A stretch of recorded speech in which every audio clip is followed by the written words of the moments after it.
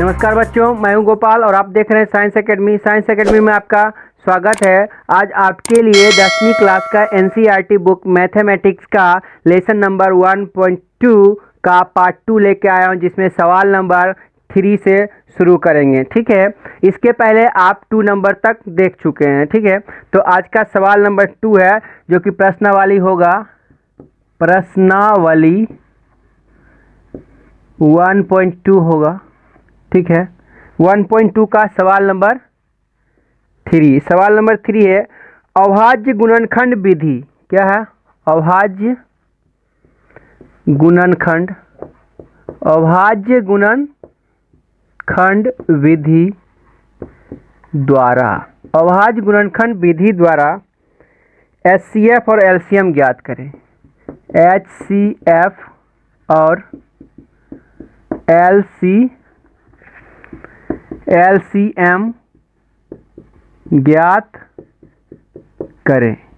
ठीक है, तो जैसा कि आप जानते हैं कि एचसीएफ और एलसीएम क्या है, आप पीछे भी सीख चुके हैं कि अभाज्य गुणनखंड विधि द्वारा कैसे ज्ञात किया जाता है।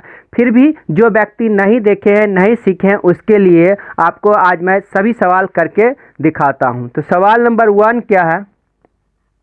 इसमें सवाल नंबर 1 है 12, 15 और कितना है 21।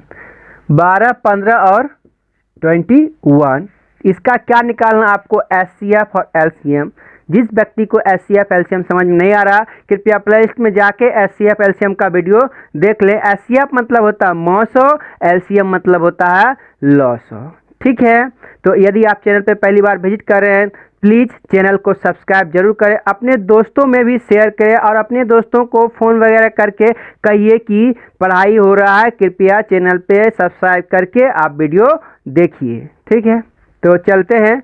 तो आप जैसा कि जानते हैं, इसको बनाने का क्या तरीका है। ऐसे 12 बराबर, फिर 15 बराबर और फिर 21 बराबर ऐसे लिखेंगे। और ऐसे जैसे आप ऐसे करते थे, ध्यान से देखिएगा, तो 2 से लगाते तो 6 आता, 2 से 3 और फिर 3 से लगाएंगे तो 1 आएगा बस। और ये मत समझना कि 1 लिखना जरूरी नहीं है, लिखना है आपको। यानी होगा 3 नहीं 2 गुना 2 गुना 3 गुना 1 हो गया 12 के बराबर। फिर आप इस 15 के बराबर कीजिए, तो 15 देखिए 2 से नहीं कटेगा तो 3 से कटेगा। 3 5 फिर 5 1, इसको कितना लिखेंगे? 3 गुना 5 गुना 1। फिर इस 21 का क्या कीजिएगा? 3 से 7 आएगा, फिर 7 से 1 आएगा। यह कितना आया? 3 गुना 7 गुना 1। ऐसा आपने कर लिया। ऐसा करने के बाद आपको क्या करना है? एचसीएफ निकालने के लिए सभी में मिलने वाला आपको ढूंढना है। ठीक है, 3 संख्या तो तीनों में, तो तीनों में मिलने वाला पहले ढूंढिए। तो तीनों में मिलने वाला आपको एक ही संख्या मिल रहा होगा। देखिए यह संख्या क्या है? 3 है। और एक संख्या और भी है, यह संख्या 1 है। और कुछ नहीं, तीनों में मिल रहा। कहीं 2 पे मिलेगा तो उसका वैल्यू नहीं है। एचसीएफ निकालने के लिए यदि 3 संख्या आपके पास है, तीनों में 2 संख्या रहता तो दोनों में, 4 संख्या रहता तो चारों में, तो आपको तीनों में क्या मिल रहा? 3 और 1। तो बस इस सवाल के लिए ऐसे लिखेंगे, एचसीएफ बराबर कितना लिखेंगे? 3। एक बार घेरे हैं, एक ही बार लिखना है और फिर 1 इसका मतलब 3। यानी कि 12, 15 और 21 के लिए एचसीएफ कितना हो गया? 3 हो गया। अब इसी से आपको, इसी में ज़्यादा दिमाग नहीं लगाना है, इसी से आपको एलसीएम भी लिखना है। तो ऐसे कर दिए हैं, फिर लिखेंगे एलसीएम। अब एलसीएम के लिए आपको क्या करना होता है? एचसीएफ वाला सभी चीज़ आप पहले लिख दीजिए। तो एचसीएफ में देखिए आपने क्या लिखा था? 3।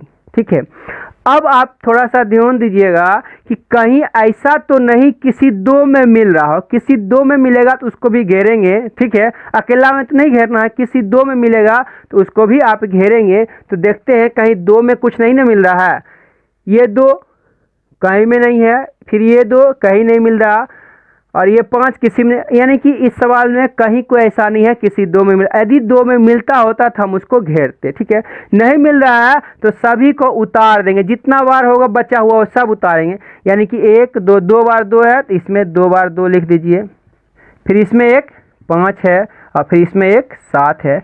तो इसको गुना कर लीजिए, आपको यह हो जाएगा क्या? HCF हो जाए, सॉरी एलसीएम है तो एलसीएम हो जाएगा। तो 3 दूनी 6 दूनी 12 25 60, 60 सत्ते कितना, 6 सत्ते 42, 420 और 420 ही इस सवाल का आंसर है। इसका मतलब 12, 15 और 21 का HCF आया 3 और एलसीएम आपका आ गया 420। आशा करते हैं आपको समझने में कोई तकलीफ नहीं होगी। यदि आपको फिर भी तकलीफ है तो वीडियो को बार बार रिपीट करके पीछे करके बार बार देखिए, ठीक है, तब आप समझ जाइएगा। चलते हैं अगले सवाल पे। 2 नंबर, सवाल नंबर 2। सवाल नंबर 2 क्या है आपका, 17 है, 23 है और कितना है, 29 है। 17, 23 और 29, ठीक है। तो आपको क्या करना है, 17 एक अभाज्य संख्या, इसलिए यह होगा 17 गुना 1, ठीक है। दूसरा 23, यह कितना होगा, 23 गुना 1। दूसरा 29, यह भी होगा 29 गुना 1। आपको बोले थे कि 1 लिखना बहुत इंपॉर्टेंट है, आप देख रहे होंगे कि 1 का क्या ज़रूरत है। तो आपको क्या निकालना है, HCF। तो HCF का मतलब आप जानते हैं कि जो सभी में मिले, तो सभी में देखिए यही 1 मिल रहा। यदि आप यहाँ पे 1 नहीं लिखे होते तो आपको पता चलता है कुछ मिल ही नहीं रहा, तो आप HCF निकालने में असमर्थ हो जाते, ठीक है। तो क्या हुआ, 1 मिला, तो इस सवाल का HCF हो गया 1। और LCM क्या होगा, LCM आप जानते हैं कि जो मिला वो तो लिखेंगे ही, जो बच गया वो सब लिखना है। तो इसमें 1 तो मिला है, इसके बाद ये सब यानी कि 17 गुना 23 गुना 29, इस सब को आप गुना कर लीजिए, आपका हो जाएगा आंसर। सवाल नंबर 3 आपका इसी में क्या है, क्या है आपका 8, 9 और 25। 8, 9 और 25, ठीक है। तो अब देखिए क्या है, 8 बराबर आप लिख सकते हैं 2 गुना 2 गुना 2 गुना 1। 9 बराबर लिखते हैं 3 गुना 3 गुना 1। और 25 बराबर लिखिए 5 गुना 5 गुना 1। तो आप जानते हैं आपको HCF लेना है तो तीनों में मिलना चाहिए, तो तीनों में मिल रहा सिर्फ ये और कोई नहीं मिल रहा है, इसका मतलब HCF बराबर होगा 1। और LCM बराबर क्या होगा, तो इसमें से भी कोई संख्या किसी में नहीं मिल रहा है। LCM बराबर ये 3 बार है 8 हो जाएगा, गुना 1 नहीं लिखा हूँ, ठीक है, गुना 9 हो जाएगा, गुना 25 हो जाएगा। तो 25 8 200, 200 9 में 1800 इसका आंसर हो जाएगा, ठीक है। यानी कि 8, 9 और 25 का LCM कितना हो गया, 1800 हो गया। तो आशा करते हैं आपको समझने में कोई दिक्कत तकलीफ नहीं होगी। आप अपने दोस्तों में वीडियो शेयर कीजिए, अपने दोस्तों को फ़ोन करके कहिए कि साइंस एकेडमी पर पढ़ाया जा रहा है, तो आप भी उस पर पढ़िए, ठीक है। चलते हैं सवाल नंबर 4 पे। बोलता है HCF ऐसे घेरा हुआ है 306, 657 बराबर कितना है 9, और LCM ज्ञात करना है, ठीक है। LCM 306 और 657 ज्ञात कीजिए।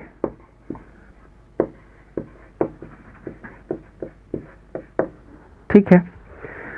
क्वेश्चन नंबर 4 आपका क्या है कि HCF 306 और 657 बराबर 9। इसका मतलब हुआ कि 306 और 657 का HCF उसने दिया गया है 9, ठीक है, और उससे बोला है कि 306 और 657 का LCM ज्ञात करके दिखाइए। तो देखिए, आप पिछले वीडियो अगर नहीं देखे हैं तो आप LCM HCF का वीडियो देखें, relation between LCM and HCF, यानी कि आपको पढ़ाया गया कि LCM गुना HCF बराबर होता है दो संख्याओं का गुणनफल, ठीक है।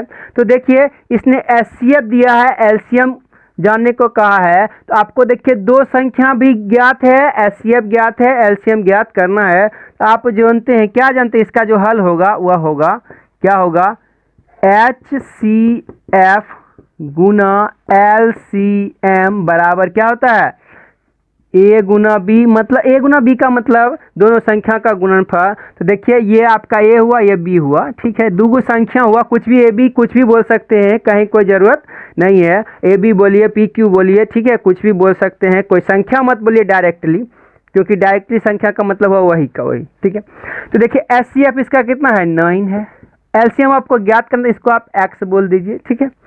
और a के जगह पे 306 और b के जगह पे 657 डाल दीजिए। आपको x का वैल्यू निकालना, आप जानते हैं जो संख्या इधर गुना में उधर जाके भाग में होगा, x बराबर कितना होगा, 306 गुना 657 डिवाइडेड बाय 9। इसको कटा लीजिए, देखिए 9 से ये कट जाएगा, तो ये कितना होगा, 9 तिया 27 और 9 चौके 36, यानी कि 34 गुना में 657, ठीक है। इसको अब आप गुना कर सकते हैं, ठीक है। इसको गुना करके मैं दिखा देता हूँ, 657 को 34 से, देखिए 4 सतिक 28, बाकी बच गया 2 और 4 पंचे 20, 2 22 के 2 बाकी 2 और 6 चौके 24 और 2 26, 3 से पढ़ेंगे तो 7 तिया 21 और 5 तिया 15, 2 17 और 6 तिया 18, 1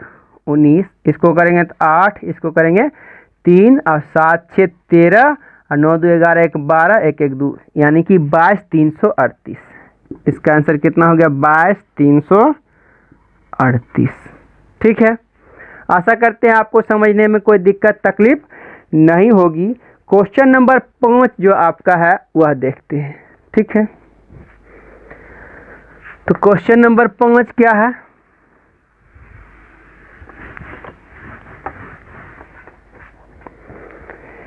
क्वेश्चन नंबर 5 बोलता है जांच कीजिए कि, क्या बोलता है, जांच कीजिए कि, जांच कीजिए कि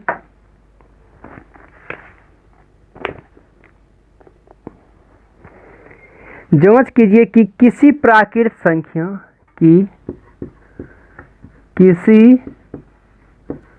प्राकृत संख्या n के लिए, किसी प्राकृत संख्या n के लिए संख्या 6 पर पावर n अंक 0, 6 पर पावर n अंक 0 पर समाप्त हो सकती है, समाप्त हो सकती है, ठीक है। तो यानी कि सवाल नंबर 5 आपका क्या, ध्यान से सुनिए, जांच कीजिए, जांच करने का मतलब सिद्ध करके दिखाइए, आप कुछ करके दिखाइए सवाल का। जांच कीजिए कि किसी प्राकृत संख्या n के लिए 6 पर पावर n अंक 0 पर समाप्त हो सकती है, यानी आपको बताना है कि हो सकती है कि नहीं हो सकती है, ठीक है। तो आप देखिए उसने बोला 6 पर पावर n, और n के लिए क्या बोला, किसी प्राकृत संख्या, यानी n का वैल्यू आपको भी प्राकृत संख्या दे दीजिए। प्राकृत संख्या किसे कहते हैं, यानी कि गिनती की संख्या को प्राकृत संख्या, यानी 1 से शुरू होकर कोई भी संख्या बोलेंगे वो सब प्राकृत संख्या होगी, ठीक है। यानी कि जब देखिए आप क्या करते हैं, 6 पर पावर 1 रखते हैं तो इसका अंक 6 आता है, 6 पर पावर 2 रखिए तो यह भी 36, 6 पर पावर 3 रखिए तो यह भी कितना आएगा, 216, 6 पर पावर 4 रखिएगा तो कितना होगा, 36 गुना 36 1296, ठीक है, 36 गुना 36 1296 होता। तो इसका मतलब आप इसको देख रहे हैं कि इसका जो लास्ट यानी इकाई अंक 6 है, 6 है, 6 है, 6 है, आप बोल सकते हैं कि हम यह करके दिखा दिए कि यह 6 पर पावर कुछ भी रखें प्राकृत संख्या, उसका इकाई अंक 0 नहीं आएगा, अतः इस सवाल का आंसर होगा क्या, 0 से समाप्त नहीं हो सकती, 0 से समाप्त, 0 से समाप्त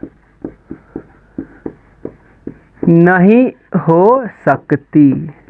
हो गया, इस सवाल का आंसर आपने सिद्ध करके दिखा दिया, ठीक है। चलते हैं अगले सवाल के ऊपर। अगला सवाल आपका है 6 नंबर,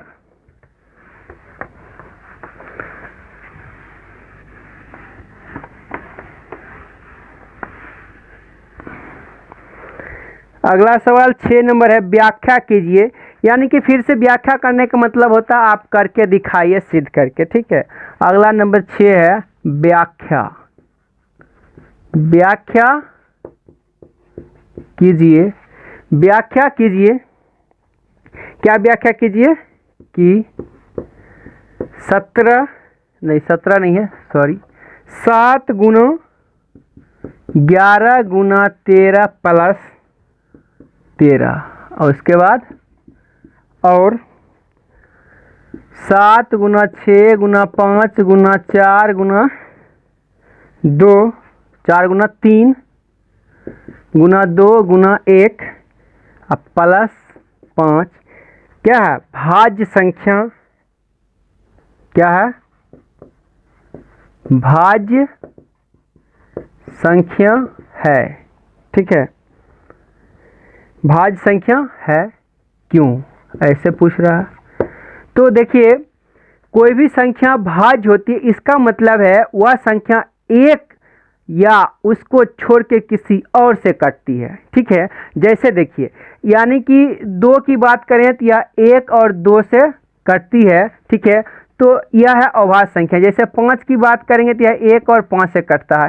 3 की बात करेंगे तो यह 1 और 3 से कटता है। लेकिन यहीं पर 4 की बात कर दें, यह 1, 2 और 4 से कटता है। यहाँ 6 की बात करें, 1, 2 और 3 और 6 से कटता है।